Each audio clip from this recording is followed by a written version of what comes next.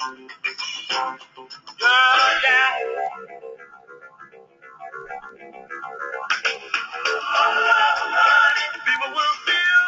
hey, everybody. Hope everybody's doing well this Monday afternoon, Monday evening. Good morning, good afternoon, and good evening, wherever you're watching this from, because we have people from all across the United States and the world dialing in. Once again, thanks for joining us on the Monday Note. We're excited about today's topic, today's special guest. First of all, happy belated Father's Day to all the fathers out there. Hopefully you guys had a good time this weekend, got to enjoy a little bit of fun, a little R&R with your families. We are here in Austin. It's nice to be in Austin for a few weeks. Definitely a fun weekend, even though it's a wet weekend. I think it rained almost not quite every hour, but it rained quite a bit this weekend. Things are rocking along here, and excited about everything. So let's dive into the Monday Note here, everybody. Tucky, for those of you that are new on the call, make sure you take a second to join, connect with me on LinkedIn, Facebook, Instagram, Google+, Vimeo, Pinterest, all those good things. YouTube on there as well. We are all across I was going to say WeatherNet, but the internet, the World Wide Web. We can thank our obviously Al Gore ex-president there for inventing that thing. Not, but anyway, connect with us. You'll see often a lot of promotions, a lot of different things we've rock and rolling on. Also, for those that are active note investors out there, that's what this call is designed for. You can also connect with us on the Note Closers group, which is on LinkedIn. It's a group designed just for people out there closing deals. Don't care what kind of note deals you're doing or real estate investments, but if you're in notes, that's one group you definitely want to be a part of. As always, these calls are recorded. If you want to catch the replay, we do post those on Vimeo and YouTube for you guys to take advantage of, to go back and refresh your information. Take notes on. If you got a bug out because of, hey, you got to run to the restroom or kids or something like that, we totally understand. But they're recorded here for you. All right. One cool thing that we're rolling out recently, I think that I got a lot of positive feedback on this since we rolled it out this last Thursday, is our note closer stories.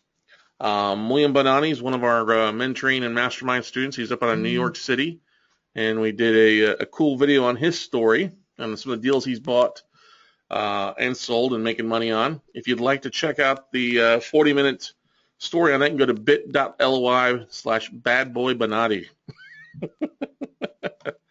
Bad Boy Bonatti. Definitely something to check out. We take the time to go through some of his deals, his ROIs, how he found them, how he funded them, and just some of the different exit strategies. So we get a lot of good feedback on that if you guys are interested in checking that out. Please make sure to comment, like, and share it across your social media platforms. We like getting the word out on what's available out there. You'd be surprised the amount of people that are actually saying things can happen in the note industry. Gurus or people that are namesayers that never bought a note saying things that can be done. Well, that's not the truth. And that's what we're here to show you, that you can buy non-performing notes and debt from banks and hedge funds. You can make it profitable, actually very, very profitable. If you look at the ROIs on some Williams deals, try not to choke on it, because the ROI is pretty good size. We're going to be rolling more of the note closer stories out over the next few weeks.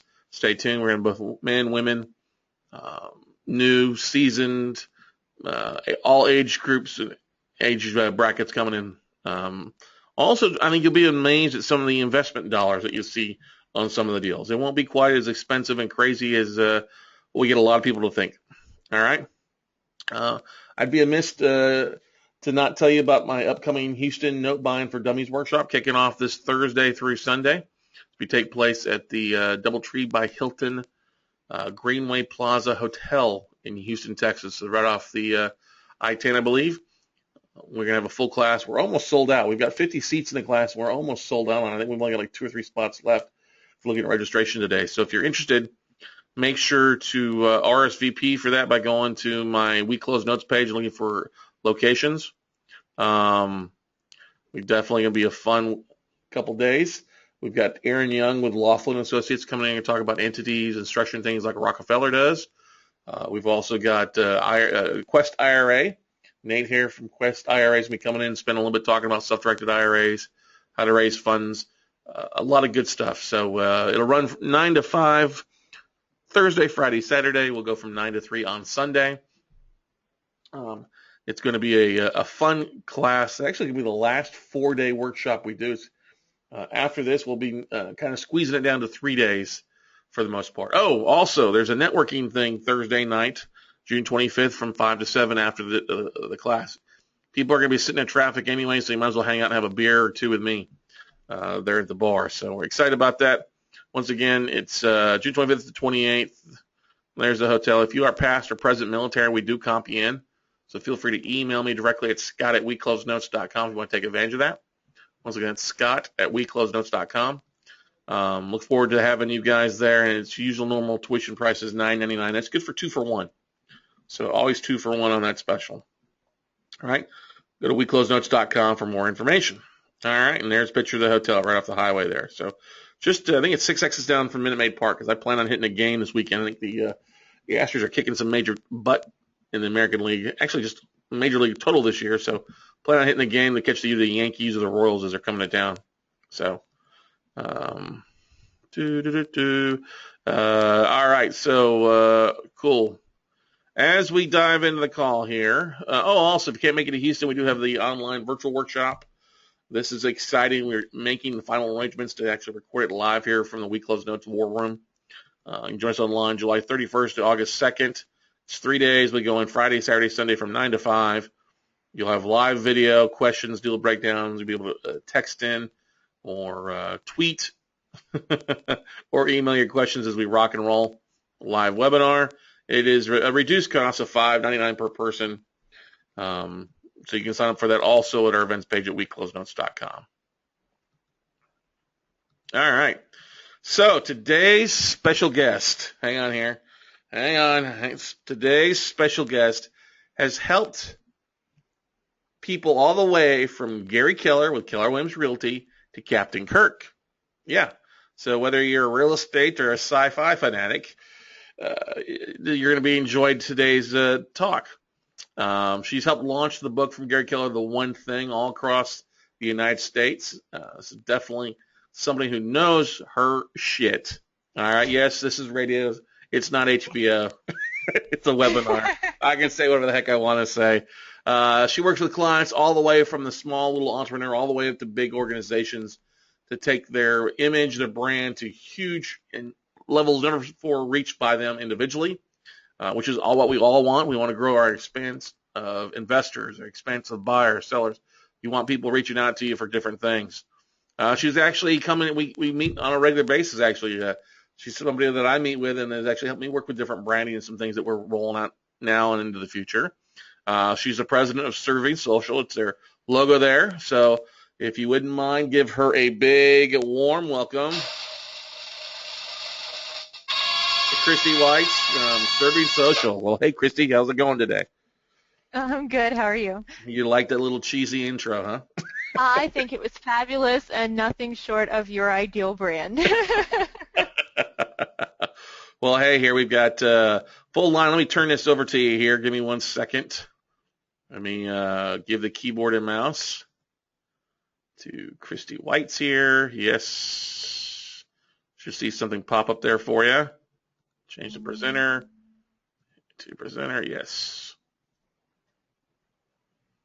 All right. So we got a white screen here, Kristie. There you go. Nice. I got your screen here. That's a woman there driving a car.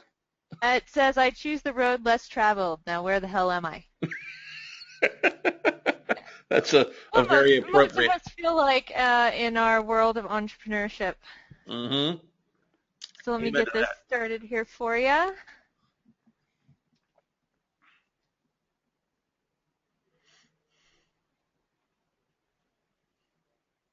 There you go. How's that? That looks a lot better. There you go. Perfect.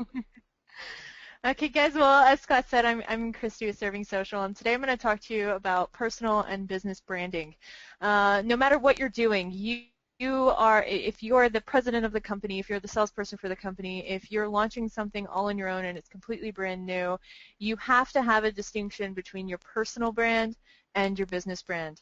And a lot of people think that those are one and the same, but in fact they are very, very different. So I'm going to go into a little bit about us. Serving Social, our main mantra is to empower the small business owner to take control of their marketing. And what that means is that we want you to be aware of your marketing and that it is just as important as having a bank account for your business. Marketing needs to be budgeted into things. And with that, as Scott said, we have worked on some pretty great projects and have been privy to some really awesome people, along the way. Of course, Gary Keller with KellerInc.com and the promotion of the One Thing book, and then also management and creation of Gary Keller's social branding. He has been for a very long time a non-advocate of social media, and he'll say that publicly, and now he's starting to see the advantages that you can get not only with sales of branding yourself online as your personal brand, but also what exposure you can get when you have a business brand that's backing those and they're working simultaneously together. On top of that, we've been featured on Moving America Forward with William Shatner. We've gotten some excellence awards from him out of business, and he's just a really awesome dude. And to be honest, who doesn't want to talk to William Shatner? That's right, Captain Kirk. Captain Kirk. Yeah, I'm a serious sci-fi nerd, guys. So this was trying to keep squealing and laughing and giggling as he's asking me questions. So moving on. So the first steps, you actually have to accept the fact that there is a dividing line and that it will be blurry. In other words, you really only have one brand out there, and it's a mixture of both your lives. So that's why it's the Dr. Jekyll and Mr. Hyde scenario. So the first step to learning how to keep your personal and professional brands separate online is to accept that fact. Nonetheless, there are things that you can do to make them more distinct from one another, and a lot of that comes down to how you plan your business and how you plan your brand.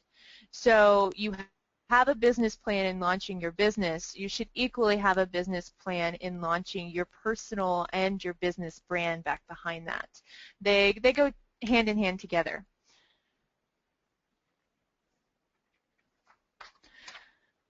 So without at least somewhat of a strategy in place, you could find yourself with several problems as the two mesh together. Your company doesn't like the photos of you at your party. Your friends don't like hearing about your boring SEO articles on Facebook feeds every day.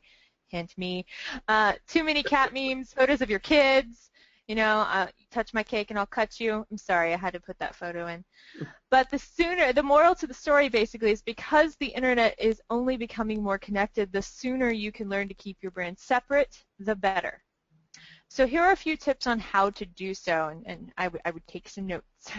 Yeah, everybody, if you don't have a pen and paper out, you probably want to grab one because Kristie's famous for dropping a ton of content here. I mean, there's times we're in here in the office where she comes by and visits with me, and we got a dry erase board full of stuff. So definitely want to pull something out. And you're probably going to come across some ideas and some questions regarding what she's talking about. So I'm going to encourage you all to kind of keep your questions till the end, and we can kind of follow up with everything on that. But,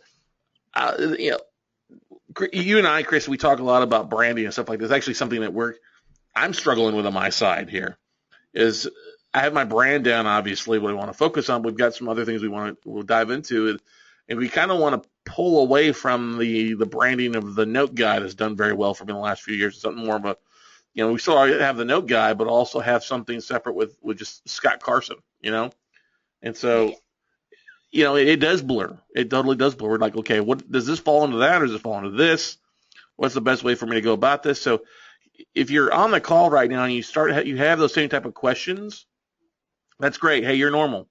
If you're also on the call right now, you're like, what's my brand? I'm unemployed and trying to get a job somewhere, trying to live off my maybe my unemployment. Well, that sucks to be you, but anyway.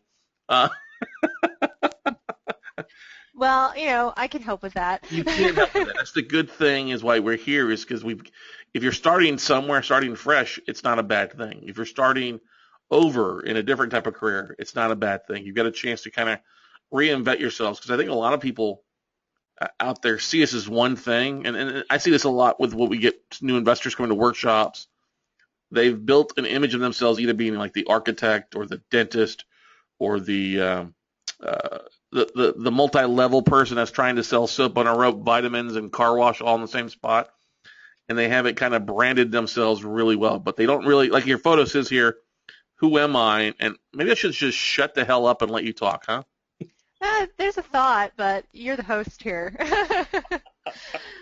So, like Scott was saying, most people immediately jump to the conclusion either that separate is better or that not at all. In a lot of cases, it might be. However, it's worth keeping in mind that in your personal life can sometimes benefit from your professional life.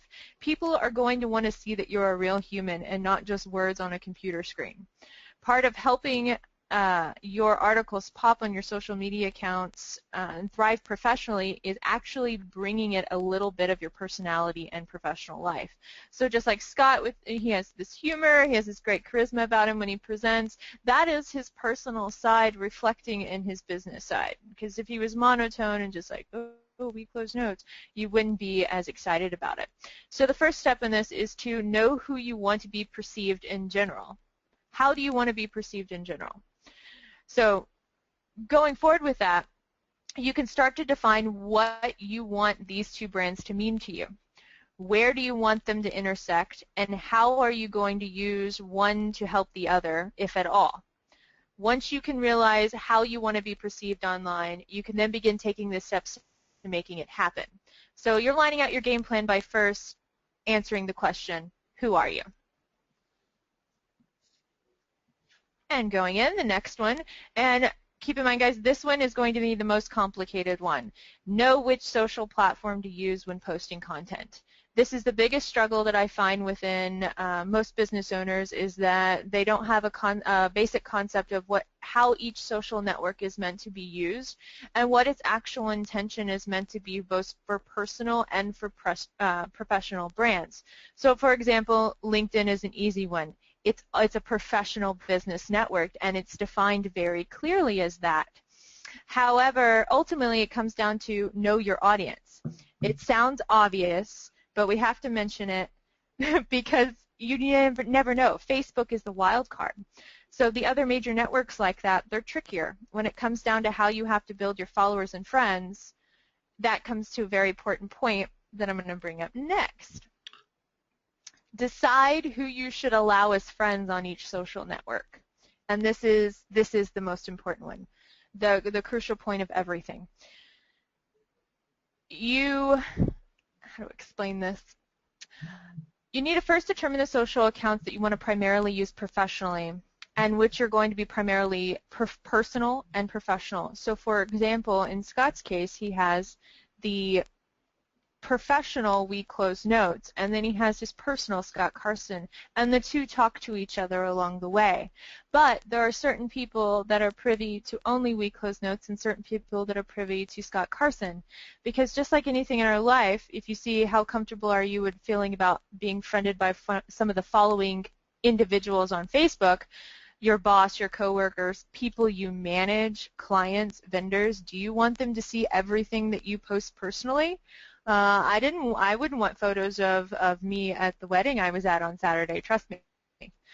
Sweaty, rainy, hot, nasty, no. I don't want to share that. But my personal self wants to share the networking opportunities that we might have gotten from there, the people that we met, or having a good time at a location. So it comes down to what friends do you want on each social network, and who do you want to allow that content to be shared with? So you're saying like the pictures of me in my bikini is not a good thing, Kristie? You don't think people would like to see that? It depends on who you're trying to attract. It's that know your customer aspect. I have some people that might be interested in that. I'll pass. I don't want to break the internet. I'm just saying, I have a few websites I can put you on. I mean, Yeah. they'll pay top dollar. Uh, So once you get to know your audience, you can therefore tailor your content to only one certain group, personal or professional, which helps you keep things separate. And if you're careful, you won't have that crossover in a negative way.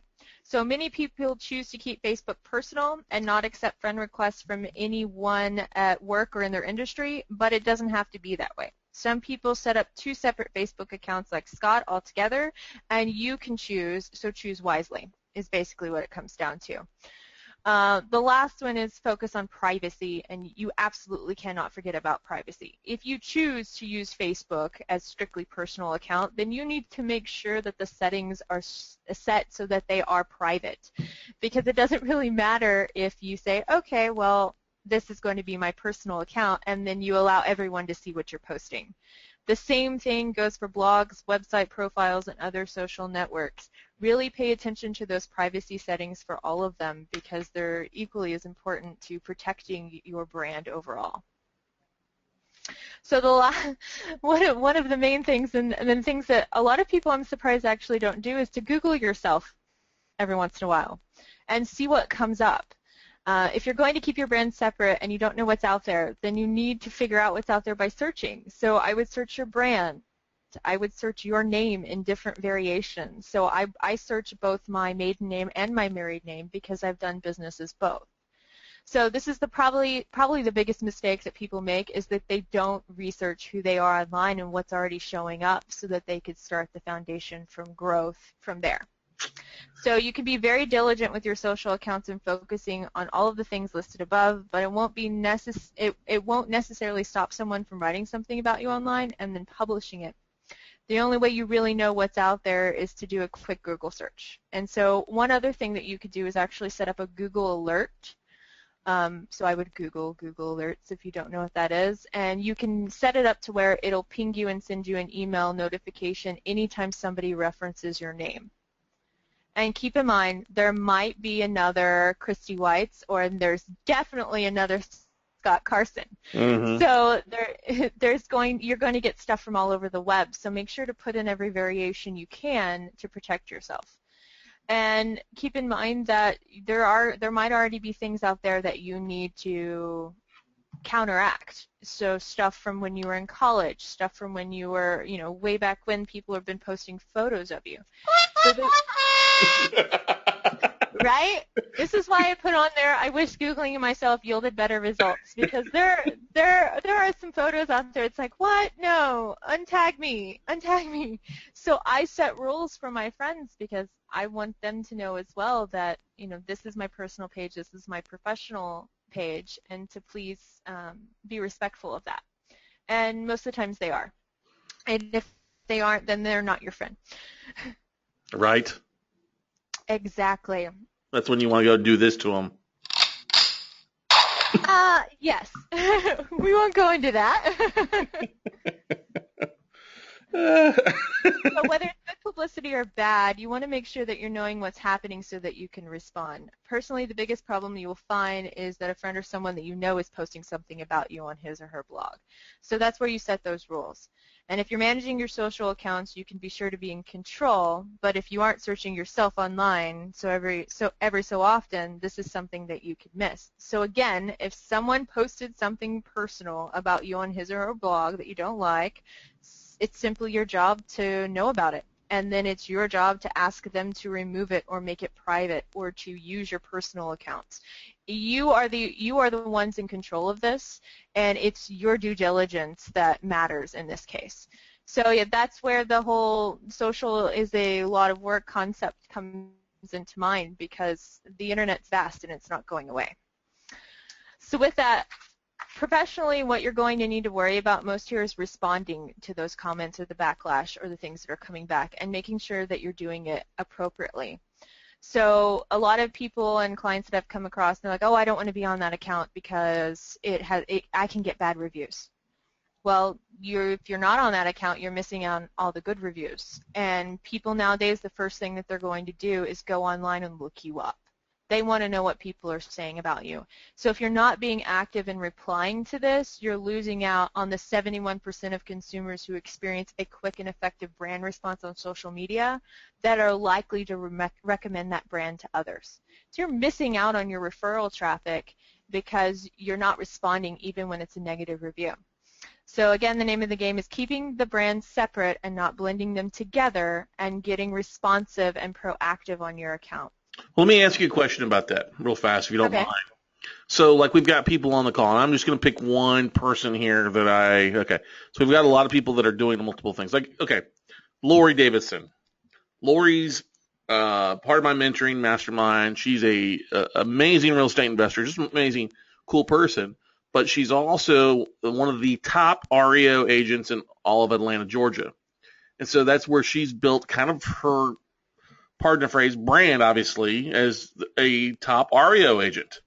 But as she's diving into her more of her individual real estate investing, would it be better? Is it almost better for people to literally have like a different LLC that maybe is a little bit different? Like hers is Platinum Realty, if I remember correctly. And if I'm wrong, Lori, forgive me. But if she's trying to brand an image of herself, would it be more like, should be then like we've talked about, like Lori Davidson without the realtor behind it? But wouldn't she miss out on like some referrals? People are going out and trying to Google her or things like that, Kristie? Yes, you want to make sure this is where knowing your consumer is the really important thing and how they're going to react to typing in something. So when it comes down to like a realtor, for example, I'm not necessarily buying because of, oh, well, that house is great, of course, but Right. it's also the realtor experience that they provide me. It's a personal experience. So I'm going to recommend her by name naturally than by necessarily the business. But the business is who she runs as, and you have to counteract those other personalities that recommend by the business. So that's why the business brand and the personal brand are just as important. So she might want to do business as, if it's platinum, then do business as platinum, but she also wants to be building that personal brand on the flip side of that for the ones that really got to understand that personal side of her and the experience that she provided to them. So it's And almost, I'm sorry, she's getting both. she's getting both. Okay. So it's kind of the whole atmosphere, almost kind of like sitting down and identifying like your core values, core strengths, your mission statement with the business, and having that be Mm-hmm. kind of the experience of that to brand that aspect of it. And of course, yes, uh, you've got your personal side that has those same kind of goals and characteristics, but it's more of a, it's now a brand, kind of you're putting your own personal kind of branding ethics. Um, um, What does somebody want for branding, for example? It's what need do you serve? there you go. Okay. And then what need do you serve as your business, and what need do you serve as you personally, as a business owner or as an entrepreneur? What do you really want to be known as your personal brand? So is it entrepreneur, author, speaker, badass? Whatever it may be, I have one person that brands herself as she could be the fuzzy slipper or the stiletto. Which do you want? And she's a personal coach. So she tells you she can be anything that she wants to for you, but then she also brands her business on the side as being professional coaching, mentoring, and things like that. So you get both sides of her with that, and you see how the two connect together because she is both that entrepreneur and also a speaker and individual. Okay. That makes sense. That makes sense. So an example, this is an example of a business owner behaving very badly. It can be very, very tempting, guys, to just automatically react to a response that comes online. And it could be absolutely slanderous, and you know that that's not true. But in this case, it doesn't matter. So this person, this is for a restaurant, and this person wrote a pretty lengthy review, and I won't read it out to you, but basically they said, overall, I wouldn't come back here because the food's mediocre, but I liked the mimosas, and I would definitely come back for those. The comment that the business owner only had to say was, please never come back. I will stop bottomless mimosas if it keeps people like you away. And you're Go, like, what? go fudge yourself. Basically was what he was doing to this person. So the person that's on Yelp, this review is a Yelp review, so the person that's on Yelp that goes through and reads these things is now getting the impression of that business owner right off the bat. Oh, wow. Good So times. that's a really, really business owners behaving badly. I should start a video segment of that. Here's the next example of a business owner behaving correctly when confronted with a negative review, and in this case it came from Facebook. They can come from anywhere. Just keep that in mind. If you put your social account out there, you're going to get stuff coming back. So this person here wrote directly to Whole Foods and said, I noticed that you do have a no concealed carry sign. And that means that by law you're not allowing us who have earned the right to bear arms to come into your store. I do understand that you have private business and the right, so he was very cordial in writing his entire response. Now you see what some other people have said there, please get over yourself. Yeah, go get over yourself. So you have personal responses on here, but then Whole Foods came back and said, first and foremost, thank you for your feedback. Responded to him by name, and then went into their policy and gave an explanation of it. Not just copied and pasted their policy directly out of their website, but gave him a legitimate explanation.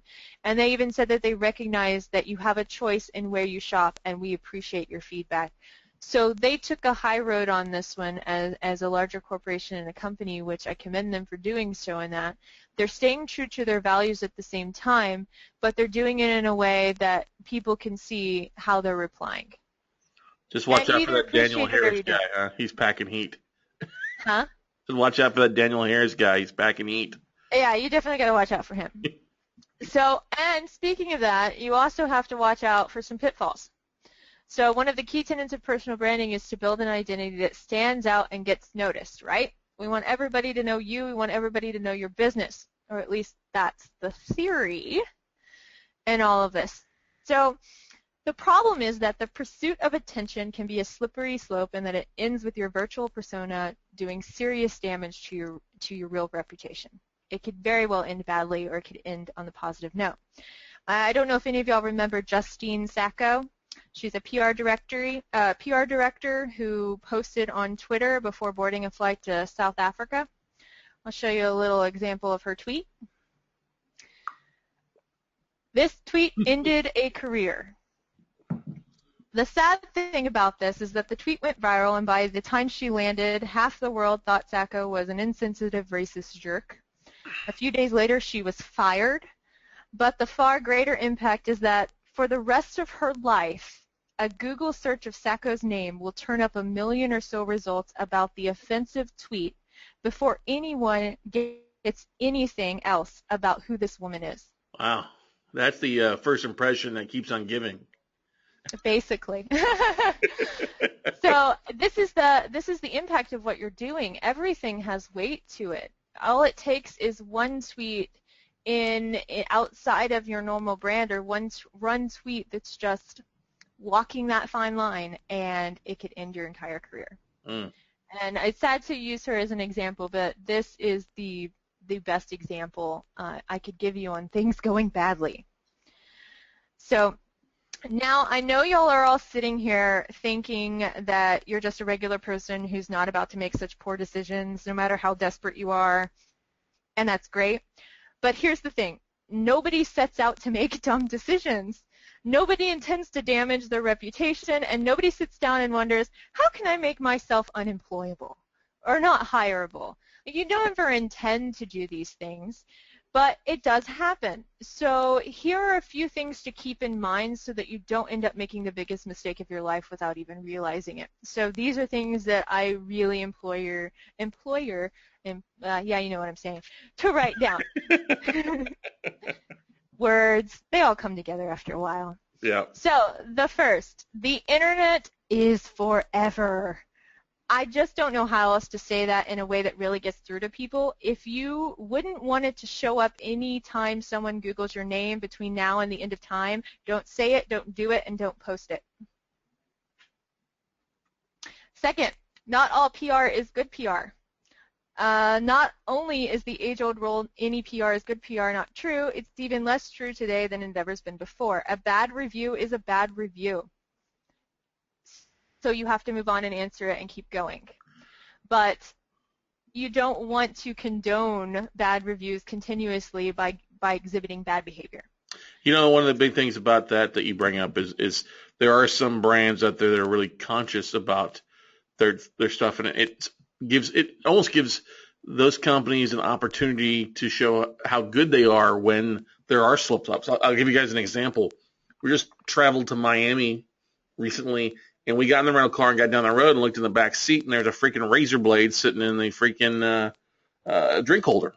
And so Chase is with us, and Chase snaps a photo of it, posts it to Facebook, hey, look what was in it. And immediately, like in the next 5 minutes, Alamo responded not only the post, but they sent an email and actually comped our rental, which was obviously great. I turned around and responded back on the post and, hey, thanks for taking care of us. And I wasn't upset. I just like a razor blade. You don't really see it very often unless the guy's, of course, cleaning the inside of the window or, slicing up some Coke in the back seat. But anyway, hopefully we're doing that. But, I think the biggest thing too, and Kristie and I are both friends with Greg Reed, that some of you guys know from Secret Knock and Think and Grow Rich, 3 Feet from Gold. And one of Greg's favorite statements that he likes to say, out of 100 people, you're only going to have 33% of that 100 people, 33 people that love you. Another 33 are going to hate you, no matter what you do, what you say, what you smell like, what you look like. They're just going to hate you because they're hateful out there. So what you do is you focus on the 33 that like you and the 33 that are somewhere on the fence. And I think the fact that, hey, yes, we live in such a world with Yelp and, posts and Facebook and all these things, and people sometimes spend more time bitching and complaining about things than actually what's going on, or bitching on what they're not getting versus doing. It gives us the opportunity to actually respond and say, take the high road and make ourselves look good, I know that when I'm in the office here, I'm constantly reading emails to Stephanie, hey, does this sound okay to send out? And I think you all know I'm a little bit more liberal with some of my wording in my emails that I send out. No, you never. Not me at all, right? But I totally agree. You should write it down, and especially if you're in an emotional mood, probably not good to respond, so that your PR doesn't, you know what I mean? And that's what comes to the next one. Keep your dysfunctions where they belong, buried in your subconscious. So we all have issues, but some people insist on talking them out, or taking them out and displaying them to everyone wherever they go. Don't be your own worst enemy with that. Know when is your best times to respond, and know what is your best state to respond in, and mimic that. You're trying to find your best space just like you would for concentration. You need to do the same when you're responding to somebody like this. And it is good, like you said, Scott, you talked to her, you're like, is this good? What do you think? You're getting positive, constructive feedback as well, so that you can start to build that brand and cultivate exactly that tone of voice that you want to exhibit when replying back to people. So again, that comes to the next one with promote your genuine talents, not your delusions of grandeur. One of the main things is that, I don't know if you know the Vanderpump Rules, but people gets on tables and sings, and everybody gets everyone gets a chance. The only problem is that she has a terrible voice, or at least in my opinion. So it's great to have aspirations of being a singer, but there are smarter ways to explore your potential than doing it in front of 1 million viewers for TV or Twitter. There are great times to ask for feedback and to get good results from them, but you need to know when that is. So promote the genuine talent you already know that you have, and use your mastermind groups, use your core sessions that you go to figure out what your next step is and how you can present that to people before you put it on the internet, because it does not go away. So the last one is try not to be ludicrous. You can proclaim yourself as a social media guru, like you're not the only one, but the CEO of a one-person company or an entrepreneur because you once sold a comic book on eBay. It's annoying, but it's not career-threatening. Like the time I once played semi-pro football. Exactly. So with all of that, now that you know how to get started with your branding and what to watch out for, it's time to show you who to watch out for. So the first one I'm going to give you an example of is Darren Hardy. And Darren is a personal branding superhero. Like, I love what he does. I love his site. I love his things. I put his links there. Guys, if you should go take a look at them, he should really be a good example for you on this. But if you don't have to browse around his website for long to understand that he's really good at this. He's got a ton of experience to back up every amazing claim that he makes about himself. But that's not what catches your attention when you first go to his website. When you go to personal branding websites like Darren's, you're not enamored by the snazzy career profile or the titles or books or anything that he's written. With his, it's the pictures. The photos pop directly off the page at you. So in an age that is so image-driven, good visual presentation can't be stressed enough. Investing in good photography, a good web designer, or even a good image consultant can be worth double your investment, because remember, a good personal brand is concerned with how others see you and what need you serve for them. And he makes that very clear. So if you're trying to get started in building your personal brand, your online presence is key. And one of the first steps you can take, or you should take, is check out Hardy's book and go ask yourself how to make a good first impression. But remember, what you can learn from him too is that the personal branding principle number 1 is create an impressive visual presentation. So the one thing that you notice between all of his accounts is that he's front and center. He is the brand. He's made himself the public figure. But throughout all of his accounts, there is consistency in that brand. How his name is presented, how he presents himself in his title, what he chooses to say about himself, the visual elements of his profile photo versus his cover photo throughout all of these social accounts. You get a very good understanding of who he is and what he does. Because it is consistent, he's not only getting a repetitive brand recognition throughout social platforms, but he's also getting that as well from Google, from search engines, from platforms, because he's keeping his content consistent no matter what he's doing. It's almost like he's laying out a yellow brick road for them to follow along the way. Here's who I am, here's what I do, here's where I do it on.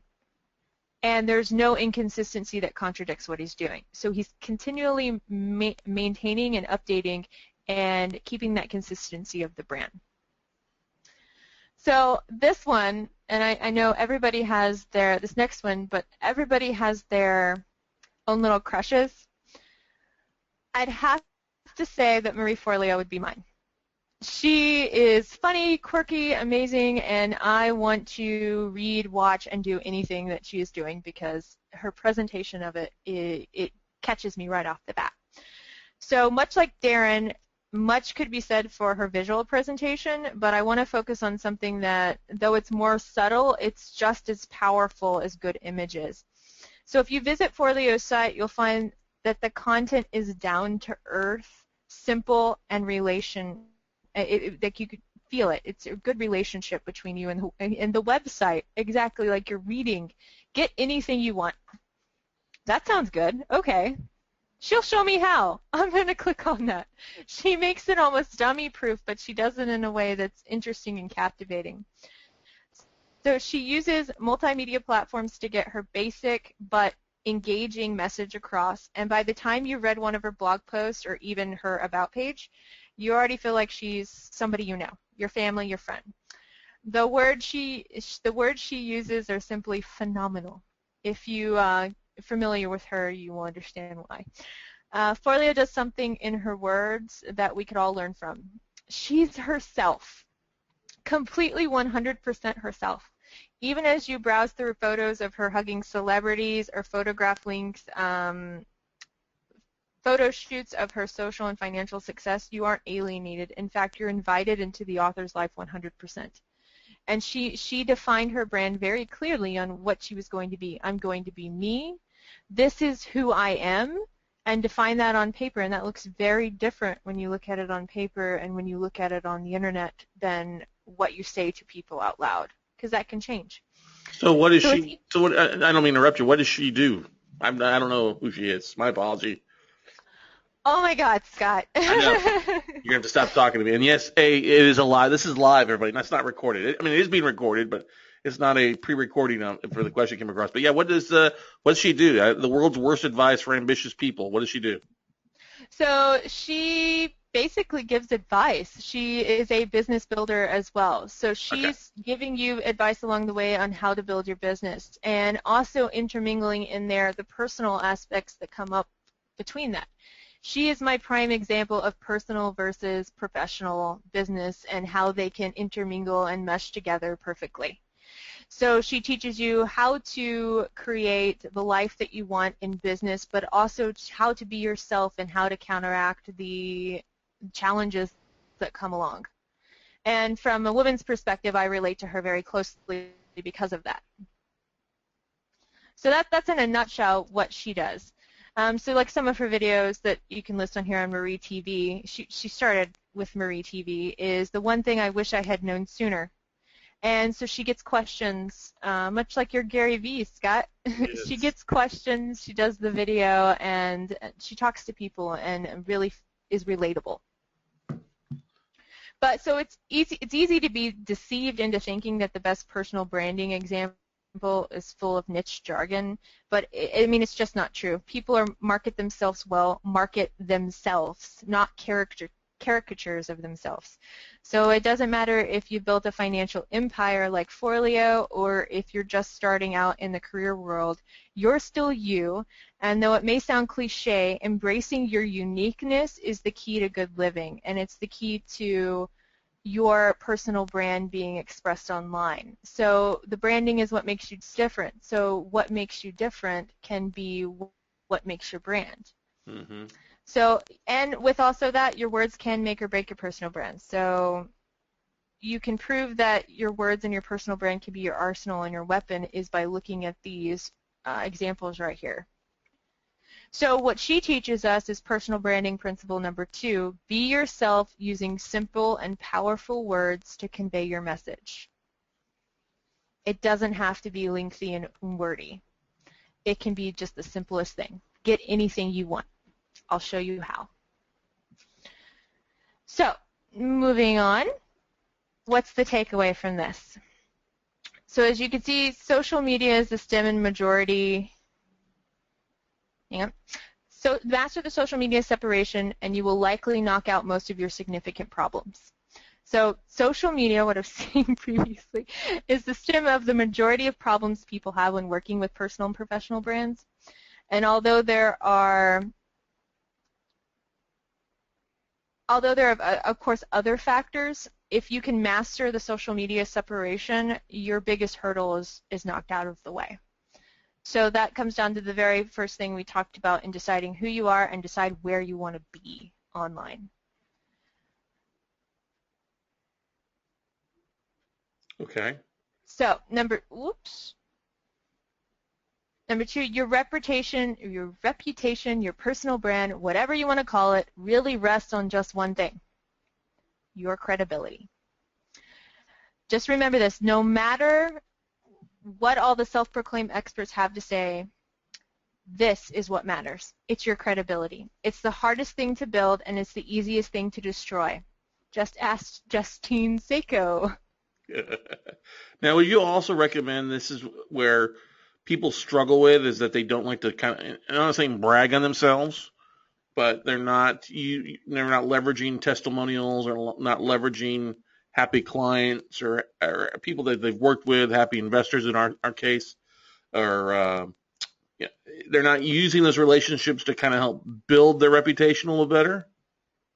Yeah, it's that whole concept of networking, but it's also the concept of networking with them online. So you want to have that video testimonial. You want to have them give you a review. Okay. And because this is what people are looking at. So I'd be the first one to say I try to stay humble and sometimes I forget to reflect the things that I have accomplished. And that doesn't let people know who I am all the time. And so that's things that I've recognized that I'm trying to work on. And so that is the biggest offense in most business owners, is that they don't utilize the clients they've already worked with to their advantage.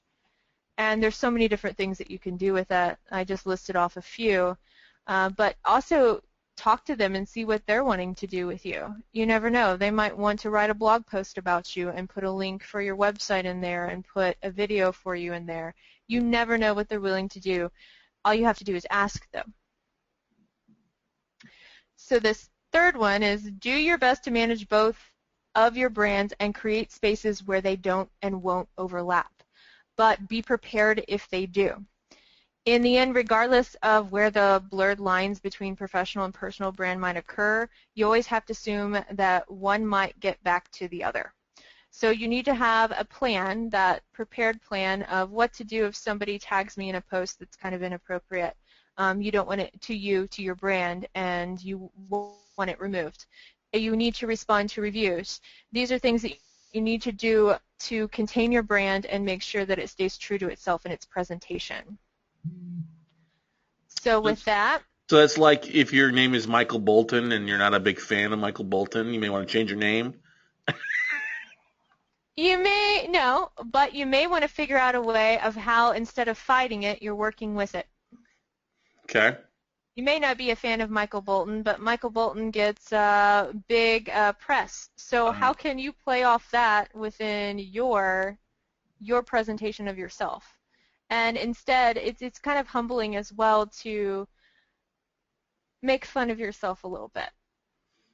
You can't take yourself too seriously online. I mean, I'd be the first to flub up words, but I just keep on going because in the end, it doesn't matter. What matters is, did you learn something from me? What was your experience from me? Did I give you the value of my brand that you expected to get? So with that, how does your brand measure up? Are you ready to get control of your brand image? So we offer a detailed step-by-step instruction to building your personal brand. So I would suggest, if y'all are interested in that, or if you just want to get some pointers, email me at info@servingsocial.com with the subject line branding guide, and I will send it over to you. Nice.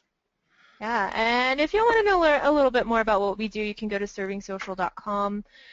We offer a variety of different services. Of course, like Scott said, we're working with him on some branding and some other projects. Really excited about that. But overall, branding is your core foundation, and it can't be ignored because it will turn right around and catch up with you when you keep on going. So would you recommend in this day and age that people, even if they've ever started to think about, if they're working for a JOB, they've kind of got their, I don't want to say self-image of themselves, but they've ever thought about pulling the trigger and breaking away from their current job to doing something individually, being the entrepreneur, like I think that like 95% of people want to be. Would you recommend that they start putting things in place for that future entrepreneurial beginning or future branding aspect of it? Oh, definitely. Oh, yeah, because the branding part can take you the longest thing. I can't even begin to tell you how many different colors and fonts I went through just thinking about my presentation of my brand. And then the servingsocial.com, I bought 2 years before I even started my business. Mm-hmm. Because I knew I liked that name and I didn't know what was going to happen with it, and we all know that domain names can be pretty tricky to purchase and to get if you're looking for something very specific. And that's just one example, but getting started now and going ahead and laying out the vision will give you the opportunity and the chance to reflect back on it multiple times, get some valuable input, and really start with a foundation that's solid versus one that might be kind of pieced together or fragmented. It really comes down to that foundation. And you build that, it's just like building a house. Build the foundation first, and then once that's solid and ready to go, you can start getting the framework put in. So, like, let me give you an example. Like, I've been an investor since 2002, and I worked from the time like 2003, or no, it was 2004 through 2007, 2008, and I was working for somebody else on the investment side, coaching and mentoring their clients. But I was really good about taking video testimonials about, hey, they were happy. Yes, they're happy with so and so with Bob and Jamie, but they're excited that Scott was able to help them out with things. And while, yes, that was fodder that kind of helped promote my previous, I guess you say, I wouldn't say bosses, but kind of the same thing. It helped build my brand kind of beforehand I ever rolled her out, so that when I did launch Inverse Investments, there was already the kind of the brand of the high quality, hey, mentor, the real estate investor who's getting things done and closing deals. So it was a little bit easier transition. And I think a lot of people out there, when they launch something new, they have no experience. They've not taken anything with them. And it is kind of like building a house from the ground floor up, but building the foundation. And if you can transfer that foundation over in any form or fashion, it comes out really well. Probably another example is we've got a student out of Dallas who's working 70, 80 hours a week in his IT job, and he absolutely hates it. He's working 13, 15-hour days. And so he's actually in the process of leaving his job. I won't name his name. We'll save him to save the. We'll not say his name to protect the innocent. We'll just call him William, and it's not William Bonatti, but it's not William anyway. But just for the sake here, so William's getting ready to leave his job here, and he's closing deals. He's doing a really good job. I think he's closed like 9 deals in the last month. And it's funny is his boss actually came to him and told him to get a different LinkedIn profile because they were afraid that the higher ups would see that he's closing deals and posting to LinkedIn, that they were afraid they were going to not lose him, but they were going to lose other people in the organization when he leaves. Wow. Yeah, and so I take that as a sign that he's doing the right things when you have the higher ups kind of start worrying about things. But a lot also, though, that stops a lot of people from doing things because they're afraid of Big Brother watching out them. You want to touch base on that, any? Yeah, because I was actually in the same position. Oh, really? Before I started Serving Social, I had worked for 4 years on a startup here in Austin for basically digital marketing, but it was SEO based. So not necessarily what I would consider Serving Social is to be an organic marketer. We do things naturally according to the Google method of build a good user experience, build your brand. But it was along the lines of traditional SEO. How many links can I build? What's the perfect formula for growing a business? Mm-hmm. So I was growing that with them, me and 2 owners in an office.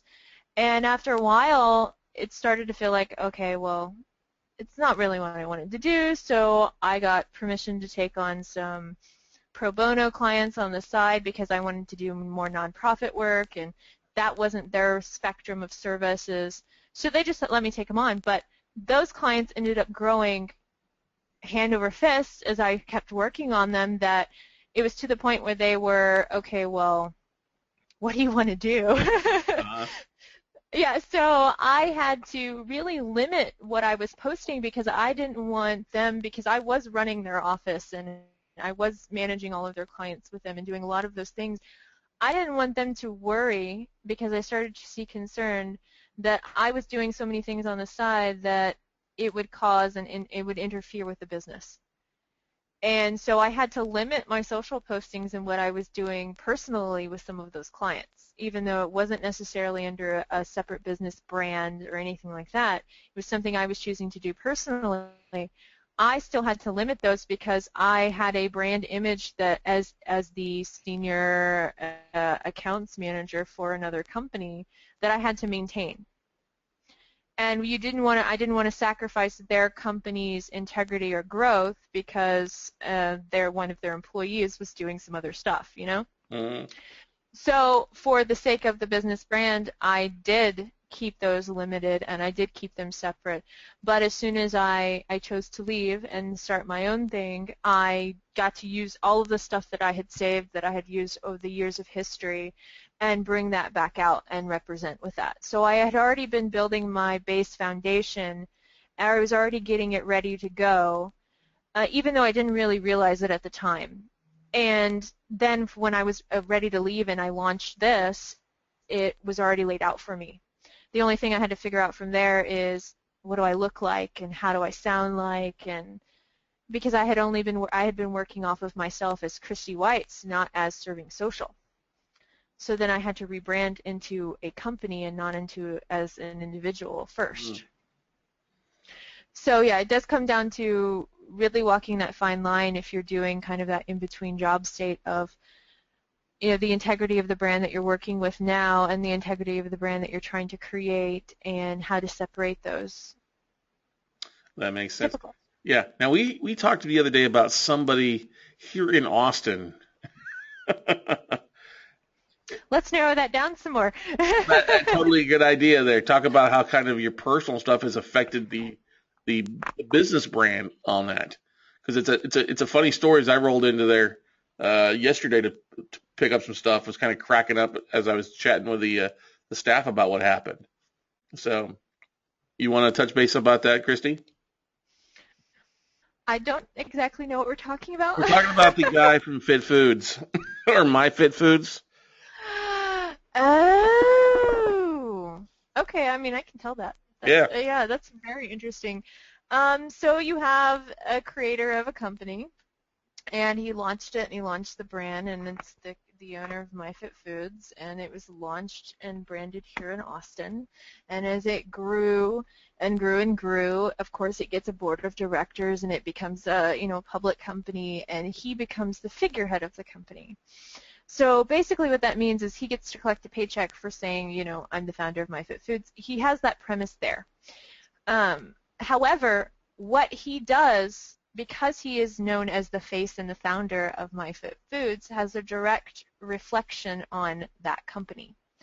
So unfortunately, there was a snafu with him at a certain event with some drugs and some certain pockets and some certain alcohol and places. I don't know, speculation or what, but Yeah. it ended up happening, and it was blown up over the media everywhere in Austin locally. And then it went from there, and it just kept going. And then next thing you know, the company then had to issue a public statement saying that he is just a figurehead. He has no reflection or control over the day-to-day operations of MyFit Foods, nor do they condone his actions. Mm-hmm. But he is still the figurehead there. So there's still a negative impact directly on his brand because of what he did personally, and it got out, and he got arrested, and it was really bad. And they It took a didn't help hit. that he was yelling, "I'm the founder of Fit Foods. I'm going to have Yeah, you fired. he I'm the he founder he of he Fit was Foods." drunk, and as he was being put into the back of the cop car, he kept screaming downtown. I think it was 4th Street, Austin, screaming, "I'm the founder of MyFit Foods. You can't arrest me. I own MyFit Foods." So he didn't help the brand any by doing that, but it is something that you do have to be aware of. Is when you do make yourself the face of a company, everything you do matters. Mm-hmm. And it's a big weight, and it's a big risk if you're going to behave irresponsibly in public and get arrested. Totally. Totally. I For think we some probably brands could. that works out well, like Charlie Sheen apparently made a whole lot of money off of that. Yeah, but Yay. Charlie Sheen was crazy beforehand. He's leveraged off it. But another good source, another Austinite company that's really struggled recently would have been the Livestrong Foundation with everything that happened with Lance Armstrong. Exactly, and he was ultimately asked to step down, resign his position, because he knew after everything happening that the foundation that he built that did so much good for people would take a big hit if he stayed there. Yeah. So he ended up having to give up something that he created that is giving a good value to people and a good benefit to what it does, and leave it. And unfortunately, that's that personal and personal and professional branding all the way. Like, what you do professionally is going to have an impact on you personally, and vice versa. Yeah. Totally, totally, totally. Yeah, so it's an exciting thing to build a business and to figure out how you fit within it, and to figure out what your culture is going to be within that, because what you have to go one step further outside of you figuring out your personal brand and then figuring out your professional brand and how they talk together is now you have this wild card of your employees and how they're representing you in certain degrees. And to make it even more complicated, your employees now have private social accounts, and they represent you, and on Facebook they put where they work, and that instantly ties them to the business. So I'm actually working with a company now because it's hard. You can't really regulate that stuff. It's very hard to regulate what your employees can and cannot do on their own personal social network. And so one company is taking it from a different perspective, and since they are in a case study, I cannot release the name, but their whole concept in this is to teach their employees how to properly sell and utilize and build a personal brand image with a professional brand image on social media, and give them guidelines to follow within that on how they're going to use them. So basically, they're requiring their employees to set up a personal page and a professional page, and to keep the business name separate. The personal page is not to be tied with their professional standing. And with that, we're going to measure the results on how effective it was. How did it work? How was the impact on the overall brand as a whole? Did they end up getting more sales from having a separated personal and professional brand? And from there, were the guidelines in tow?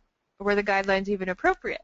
I mean, it's a very, very big gray area right now with what companies can and cannot do in terms of the social accounts of their employees, but it does have a factor in a lot of things.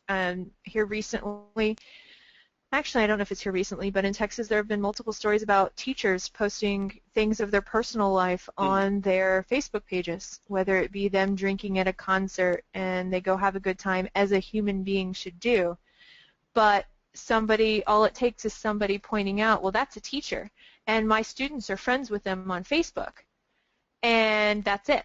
She's now lost her job. Good times, good times. Yeah, so it really is important to define these things because in certain industries particularly, it could be vital for you. Yeah, totally. Well, teachers especially, representatives of any kind of city government, or even when it comes down to a guy who worked at a fire station, posted a picture, and I don't agree with this at all personally, but posted a picture of him. He had shot a dog that had run through his yard, and he took a picture of it. And the dog was his neighbor's, and the neighbor found out on Facebook, and it went viral.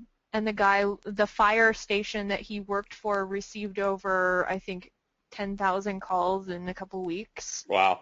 Threats, everything going on because of this one man's actions. And so that's a direct effect of an employee doing something personal on a page and it having an effect onto a business.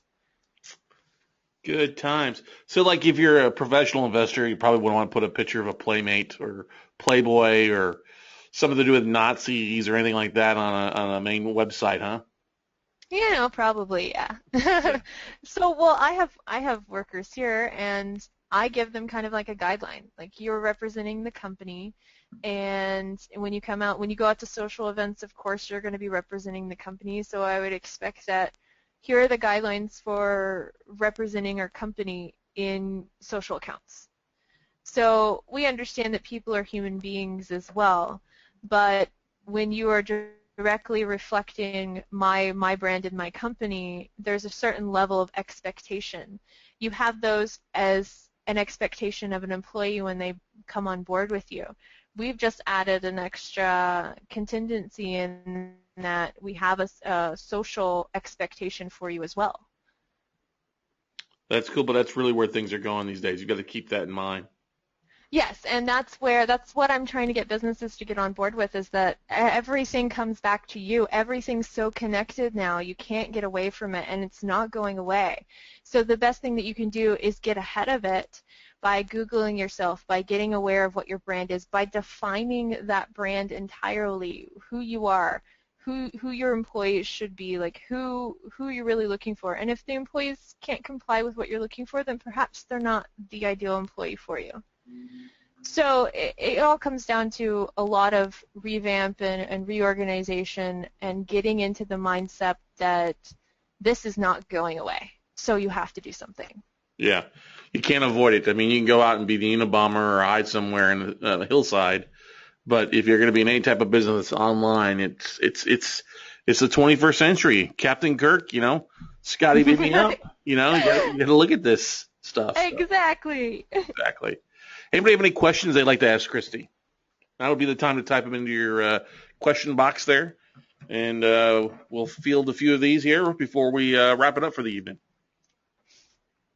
Sounds awesome. That sounds awesome, right? Now let's go ahead and touch base on this while people are typing in stuff. You've got they've just got an email at info@servingsocial.com with the subject line branding guide, and then you'll actually send them the details of the step-by-step instructions to help them build a personal brand, correct? Yes, it's getting that foundation set up. So that's something that we want to give y'all and let y'all have an opportunity to build. And then if y'all want to set up a consultation and talk further about how to really establish it or how to figure out who you are, just put it in the email. We'd be happy to schedule that with you. Yeah. Got a question from Kevin Tolliver here talking about How do you control friends taking photos, tagging, and posting items that are compromising? That's your privacy settings. So depending on what social network that you're in, you'll need to change your privacy settings to not allow people to tag you. That's where it comes, but it also creates the conflict that means that they can't tag you professionally either. So you have to decide if you have a separate business page is preferred in this instance for Facebook. Let's say it's for Facebook. You have your personal. You limit who can tag you personally, and then you have your public figure page or your business page, and you allow people to tag you with moderation. So what that means is it's all in that privacy setting. You just have to read exactly what each one says and decide which one is going to be the best option for you. Worst case, if they won't untag you, just have to block them. Yeah, and you can also report. Now, Facebook has been getting better about the reports onto posts. You can block them, you can mute them instead of blocking them, which means that they're just not allowed to post to your page. There's lots of different features that you can do within an individual person and then within your own page privacy settings.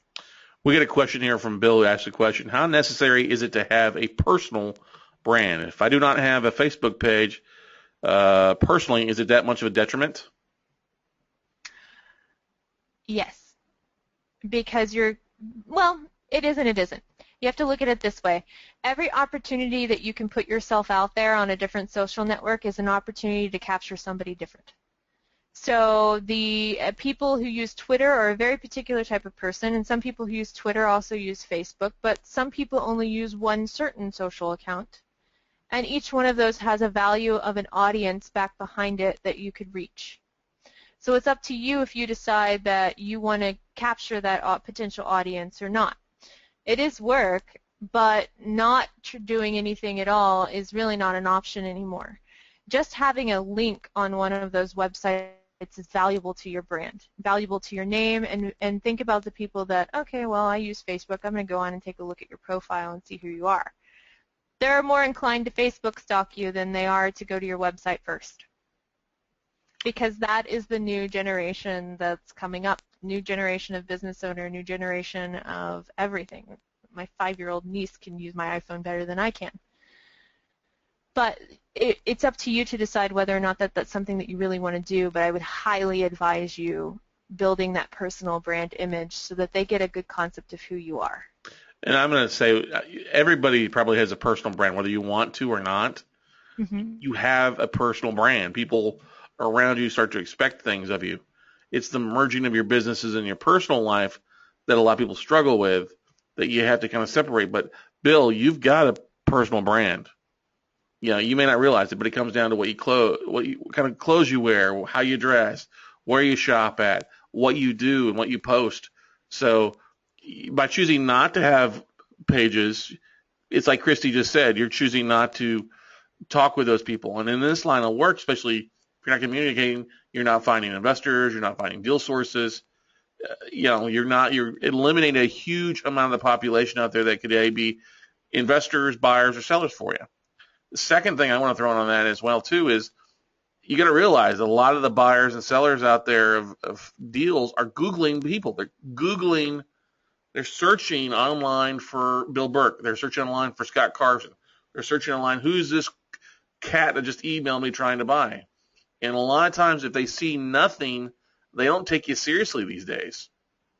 They want to see some sort of business page. They want to see some sort of LinkedIn profile, which I like LinkedIn because it is very professional. But you also got to realize what are the ancillary websites where people are going to find you? What's the age group of people that you're dealing with? What's the age group of funding sources? Keep that stuff in mind because, hey, you've got a personal brand whether you like it or not. It may just not be that big of a brand at all. It may be the generic aspect of it, but I think all of us would rather have more of a brand that draws more people to us versus just fitting into the rest of the crowd. And if you're really wanting to make money in investing, it's not the crowd that makes the money. It's the people that accentuate themselves and step out from the crowd, do the little bit of extra that most people aren't doing, that drives 80% of the income into that 20% of people that are doing something. Exactly. Let's see, again, that question here.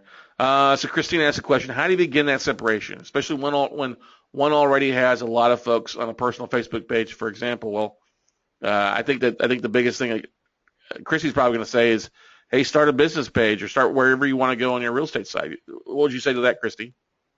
Exactly. This is something that actually, Scott, you know all about. Because we went through, because you don't want to lose the history that you have on your page, but your page was originally designed to be a personal page. Mm-hmm. There are ways to convert those over into business accounts. You just need to either decide, one, do I want this to stay a personal page and create a business page and start that page from scratch? Or do I want to take this page, convert it into a business page, and then create a personal page and start that one from scratch? You have to weigh the odds on which one works for you. But I would advise taking a look at it, seeing how many followers you have, are they active with you on that page, and then deciding how much time and energy you want to put into which account. What would be easier for you? Starting a new business page or starting a new personal page? And then make the decision from there. Yeah, as Kristie's referring to, I had my personal Facebook page for years, and Facebook allows you up to 5,000 friends, and then they started allowing people to follow you. Well, very shortly, I hit the 5,000 friends, and then I went to 10,000 followers, and so there were some things that I wanted to do with my business page, but I didn't. My personal page became more of a business page, became more of the note guy page. And so I guess about a year and a half, 2 years ago, I converted it from a personal page to a business page so I could do some more different things on advertising-wise and things like that. But I lost the personal aspect of Facebook, which, sometimes it's not that bad. I mean, I wasn't able to be tagged on a lot of photos or posts by other investors and things like that. But I didn't spend a lot of time, scrolling down and Facebook stalking people. There are pros and cons to everything. There is. Those lost tags that you had was lost engagement and lost interaction that could have been recorded and actually grew your page further and then grew your brand further overall. So what you have to think about is your brand growth within a social network is one thing, but what you're looking at is when you combine them all together into this nice little melting pot, that is your overall brand according to the search platform. Google, Bing, Yahoo. Of course, Bing and Yahoo, less than 3% of the population use those, so your main focus should be on what can I do to make Google happy? Right, totally. And that's where I think a lot of people struggle with too, because that's one thing that you and I have been talking about. Hey, posting more to Google Plus, utilizing the YouTube and using kind of, I hate to say this, but big bad brother. If Google's becoming big bad brother to utilize what they're offering, because it is the largest search engine and YouTube's the second largest search engine, and Google Plus is becoming one of the fastest growing social networks out there. So. Yeah, and then like you learned with one of our talks is that everything you post on Google Plus is instantly indexed. It's not like a normal social network, and in fact, it's not. They don't really classify it as a social network in general. They classify it as a networking network or a networking platform. It's meant to build groups, build communities, build categories, and interact with them on a particular category. Because when you think about it, when you can break things down by a category, I mean the broadest infinite degree of whatever it is that you do. For me, it would be marketer.